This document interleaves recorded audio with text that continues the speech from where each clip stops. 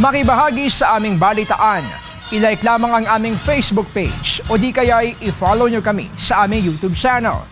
Para naman sa inyong mga comments, suggestions at public service announcement, mag-email lamang dito sa IBC. At yan ang mga makabuluhang balitang aming nakalap. 88 araw na lamang po at Pasko na.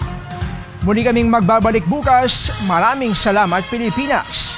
Ako po si Brian Castillo at ito ang IBC Tutok 13. Kaibigan ng bayan, kaibigan ng katotohanan.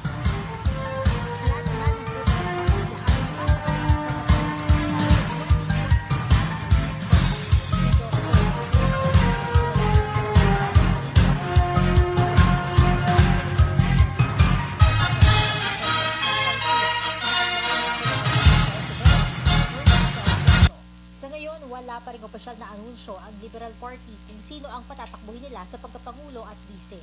Magugunit ang una ng sinabi ni Vice President Leni Robredo na umaasa siyang magkakaisa ang oposisyon sa pamamagitan ng unification talks